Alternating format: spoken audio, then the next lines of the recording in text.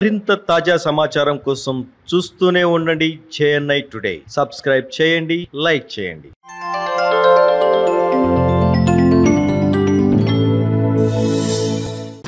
ఎందుకంటే పోలింగ్లో అనుభవం ఉంది, లేదా ఆర్ఓ కూడా చేశారు, అన్ని రకాల అనుభవం ఉన్నాడు. అయితే టేబుల్కి అటువైపు కూర్చొని చేసింటారు ఇంతకాలం.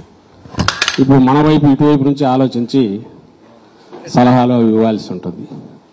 మీలో చాలామంది ఏమో ఐ థింక్ ఇంతకుముందు కూడా ఎక్స్పీరియన్స్ ఉన్న వాళ్ళు ఉంటారు. నిన్న మాట్లాడిన వాళ్ళు నువ్వు మాట్లాడినట్టున్నావు కదా, కనిగిరి కదా, నర్సారెడ్డి లక్ష్మీనారాయణ సారెడ్డి కూర్చో ఫోన్లో కూడా మాట్లాడాడు. సో మీ అనుభవం ఉండేవాళ్ళు 19 ఎలక్షన్స్లో కూడా మీరందరూ పార్టిసిపేట్ చేసే ఉంటారంట ఏదో ఒక దీంట్లో. సో టేబుల్ ఇటువైపు కూర్చున్న వాళ్ళు మనం ఎట్లుండాలనేది కూడా మీకు తెలిసి ఉంటుంది. మీరు కూడా కొన్ని అడ్వైజులు ఇవ్వచ్చు. అల్టిమేట్గా నేను చూస్తున్నది థియరిటికల్ ఏదో ఉన్నది చెప్పడం కాకుండా ప్రాక్టికల్గా ఈసారి 2024 ఎన్నికల్లో ఉన్న ఒక విచిత్రమైన వాతావరణంలో మన పార్టీని ప్రొటెక్ట్ చేసుకొని ప్రజలు మనకు అనుకూలంగా ఇచ్చిన తీర్పును యాజ్ ఇట్ ఈజ్ అది రిఫ్లెక్ట్ అయ్యేట్టు వచ్చే రకంగా దానికి వేరే వాళ్ళు ఎవరు అడ్డం కొట్టకుండా ఒక్క ఓటు కూడా చల్లని ఓటు చెల్లేటట్టు చేసుకోకుండా మనం గట్టిగా నిలబడి పోరాడాల్సిన పరిస్థితి ఈ ఎన్నికల్లో కొంచెం కనపడుతోంది.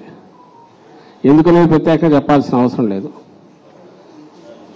మనం ఎవరితో ఢీకొంటున్నామో ఆ చంద్రబాబు నాయుడుకి కానీ ఆ పార్టీకి కానీ సక్రమ పద్ధతిలో ఏది చేయడం అనేది అలవాటు లేనందువల్ల ఎప్పుడూ అడ్డంగా లేక వికృతమైన ఆలోచనలతోనో లేక కుట్రపూరితంగానో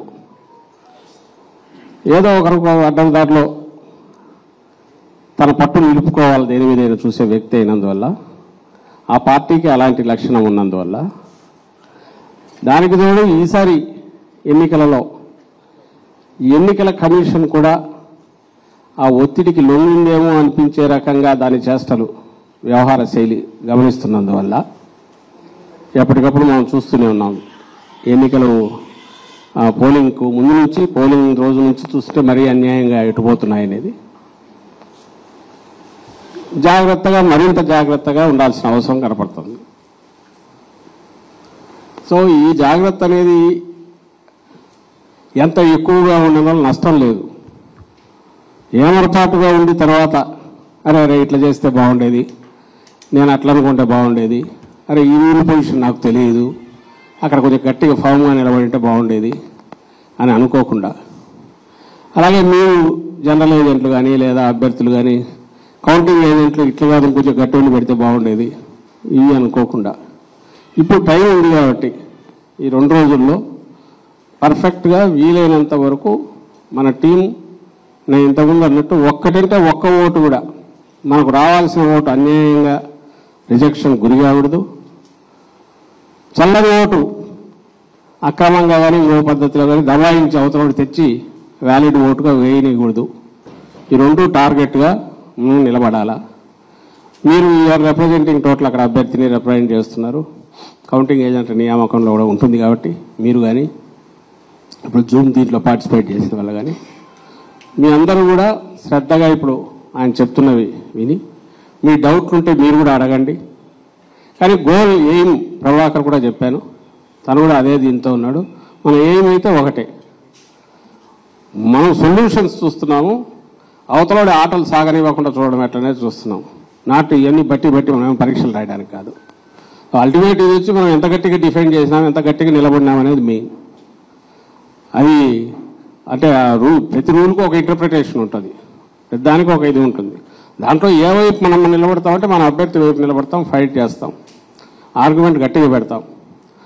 ఒకవేళ మన స్థాయికి సరిపోకుండా ఎదురుగా ఉండే సూపర్వైజరు వాళ్ళు కొంచెం హాస్టైల్గా ఉన్నారు, నెగిటివ్గా ఉన్నారు అనుకుంటే అవసరమైతే ప్రతి స్టెప్ దగ్గర అడ్డం పడతాం. పైన మనం ఇదిలో లేనప్పుడు జనరల్ ఏజెంట్కి కానీ అభ్యర్థికి కానీ చెప్తాం. రైటింగ్లో వాళ్ళు కంప్లైంట్ ఇస్తారు. ఆ ప్రాసెస్ కంప్లీట్ చేయడంలో కౌంటింగ్ ఏజెంట్ తన వంతు పాత్ర పూర్తి పోషించేట్టు మనం ఎట్లయితే ఇక్కడ డిస్కస్ చేసుకుంటామో మీరు కిందికి వెళ్ళి వాళ్ళు కూడా అది ఎక్కించాలి బాగా. ఒక పొరపాటున మనం ఒకటి ఆర్గ్యూ చేసినా పర్లా, కాదేమో రూల్ కాదేమో మనకెందుకని వెనక్కు తగ్గేవాడైతే వద్దు మనకు. అందులో ఎందుకంటున్నానంటే అవతల ధర్మయుద్ధం చేసేవాడు కాదు మన ప్రత్యర్థి. వాడికి తెలిసిన విద్య అడ్డంగా కొట్టడం, అది గమనిస్తూనే ఉన్నాం. అది ఈసీ కావచ్చు, ఇంకోటి కావచ్చు. వాళ్ళు ఒకసారి అనుకుంటే ఎట్లా కొడుతూ పోతుంటారు అనేది వాళ్ళ మనం కంటిన్యూస్ ఫేస్ చేస్తున్నాం. మాకంటే ఫీల్డ్లో మీరు ఎక్కువ ఫేస్ చేస్తుంటారు కాబట్టి దయచేసి ప్రతిదీ మా టార్గెట్ మనది ఇది అనేది దృష్టిలో పెట్టుకొని దానికి తగినట్టు ఇది తెలుసుకోండి. అవతల వాడు ఏదన్నా తను అనుకున్నట్టు అడ్డంగా చేయకుండా అడ్డం కొట్టడం నాకు కావాలి, ఏమేమి ఉన్నాయో రూల్ పొజిషన్ దాన్ని చూసుకోవడం. మనది ఒకటి వాడు చల్లనోటుగా ఇది చేసే పరిస్థితి రాకుండా అడ్డం పడాలి. ఏమేం చేయొచ్చో దానికి మనకు కావాలి. ఇదే మనకు అంతే తప్ప రూల్ ఎట్లుంది కాబట్టి దాని ప్రకారం మనం పోదాం అనడానికి మనం కూర్చోాలా. సో కన్వీనియంట్ మనకు అనుకూలంగా అవతలోడు ఆటలు సాకుండా చేసేట్టు ఆ రూల్ని ఎట్లా ఇది చేసుకోవాలి, అవసరమైతే దాని వరకు ఎంతవరకు ఫైట్ చేయాలి అనేది మనం నేర్చుకుందాం. ఇప్పుడు డిస్కషన్లో నేను ఎక్కువ దీని మీద పోను. మేము కూడా ఈ మధ్యనే మనం దాన్ని చూస్తున్నాం. ఇంకా తెలియని విలువ చాలా ఉన్నాయి తెలుసుకోవాల్సినవి. మాకంటే కూడా మీకే ఎక్కువ తెలుసు కాబట్టి మీ సలహాలు ఇవ్వండి. ఈయన అనుభవజ్ఞుడైన రిటైర్డ్ అధికారి, ఆయన కూడా చెప్తాడు. తర్వాత కూడా మిగిలిన అందరూ కూడా ఇప్పుడు కాదు రేపు ఎల్లుండి కూడా ఇక్కడే ఉంటారు ఆయన. ఐ థింక్ అప్డేట్ టైమింగ్ ఏమైనా పెడతారేమో, ఒక టైం పెట్టి చూస్తారో ఇట్లా చూడండి. రోజు ఆ టైంలో ఎప్పుడు కాంటాక్ట్ చేసినా ఐ థింక్ రేపు ఎల్లుండి కూడా 11 to 1 అట్లా ఆన్లో పెట్టి ఉంటే ఎవరన్నా ఉంటే జాయిన్ గమ్మని ఓపెన్ ఇన్విటేషన్ ఇస్తే ఈయన ఇవ్వాలనుకున్నవన్నా ఇవ్వచ్చు, లేదా ఒక ½ hour 1 hour టైం పెట్టి 11 to 12 అది పెట్టండి. ఎక్కువ కూడా అనవసరం, ఒక 1 hour పెట్టేస్తే ఎనీబడి కెన్ జాయిన్ అని చెప్పేస్తే ఈయన చెప్పేది చెప్తుంటారు, వాళ్ళు చెప్పేది నడుస్తుంటుంది. ఆ ప్రాసెస్లో తయారైన ఈరోజు ప్రభాకర్ తయారు చేసే అప్డేట్ ఆ నోట్స్ అది కూడా ఒకటి తయారు చేసి ఇమ్మీడియట్ పంపించేద్దాం. వీడియో కూడా ఏదైనా చేయించడానికి వీలైతే అది కూడా ప్లాన్ చేసి ఇచ్చేయండి, కలెక్ట్ చేస్తాను. సో ఇదంతా కలెక్టివ్గా మనందరం కలిసి ఒక మనకు ఏదైతే టార్గెట్ ఉందో దాన్ని రీచ్ అయ్యేట్టు కంఫర్టబుల్గా బ్రహ్మాండంగా వస్తున్న దాంట్లో డౌట్ లేదు. అయితే వాళ్ళ ఆటలు సాగనివ్వకుండా ఎట్లా చేయాలనేది మనం చేసేది మన టార్గెట్ అది. మళ్ళీ అధికారంలోకి వస్తున్నాం, బ్రహ్మాండంగా వస్తున్నాం. 9న ప్రమాణ స్వీకారం ఉంటుంది, ఇందులో ఎలాంటి డౌట్ లేదు. అయితే దానికి ఏదో మనం వాళ్ళ ఆటలు సాగరించి వాళ్ళు పెట్టే సైకలాజికల్ వాటన్నిటి మనం తట్టుకొని మనం ఏదో ఇది కాకుండా ముందు ప్రియంటివ్ వాళ్ళను ఒక్క ఆట కూడా సాగనివ్వకుండా ఏం చేయాలనే ఉద్దేశంతో మోర్ అలర్ట్గా ఉంటున్నాం. అది దృష్టిలో పెట్టుకోండి చేసిన